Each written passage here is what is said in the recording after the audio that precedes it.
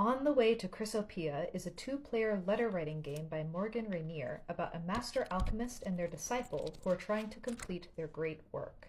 The story starts with the disciple setting off to travel across the world all around in search of Chrysopoeia. The master, however, whether due to age, illness, or duty, must stay home and guide the people from afar. Before exchanging any letters, you'll decide on your great work. You'll also choose who is playing the master and who is playing the disciple. You'll decide your name, origin, and bond, and you'll also create your nostalgia, a shadow over your character that is revealed during play. Your game takes place in the world all around, a civilization in which wind is harvested to lift cities into the sky. These windy regions consider themselves places of civilization and progress. However, there are also the still lands, which are steeped in history, but viewed as uncouth by the windy regions. I really love the writing in this book. It was originally written in French, and the translation is fantastic. It's very engaging, and I'd like to read this paragraph to show you an example of what it's like. Here lies the terrible paradox of the world all around. Lauded as the heart of civilization, windy regions are driven by ideals of progress, innovation, and the supremacy of reason. But they are also the places where the wind is most destructive.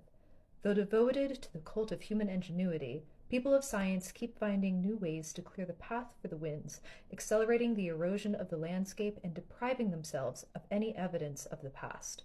Driven by the inexorable flow of currents, raised in worship of speed and altitude, natives of the windy regions lose sight of their own roots and replace them with a zealous impetus to conquer the future. That's just excellent writing. I really am a fan of that. Other than discussing the windy regions and the still lands, there are also other setting details, including the means of communication, so you can actually talk about what your master and disciple are using to communicate. There's also a whole section that talks about different areas in the world all around, which you can use in your game, but you don't have to. It's just kind of a way to get a bit more information about the setting. So anyway though, what about that letter writing? I've talked a lot about the game, but not a lot about the core mechanic. As mentioned, this is a letter-writing game or an epistolary game, played through the two letters sending letters or emails back and forth. But there is some structure to that, and that's called the Athanor. The Athanor is a path of 7 mandatory milestones that each alchemist needs to reach before they can find Chrysopoeia. As you play, you'll be tracking the other player's progression through these different milestones. So if you're playing the master, you'll be tracking the disciple's progression through each one. Once each player completes all 7 milestones, the gates of Chrysopoeia will be made known. This game is beautiful in visuals, in theme, in language. It was written by Morgan Rainier with translation and layout by Chiara Locatelli, editing and adaptation by Oscar Biffy, and graphics and art by Marianne Bulow. It also comes with this additional game called Chrysopoeia and All Around by Chiara Locatelli.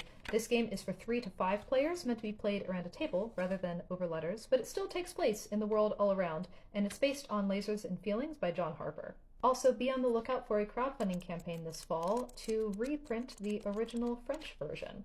Huge thank you to the designers for sending me this copy. I had a delightful time reading it, and I cannot wait to play it myself.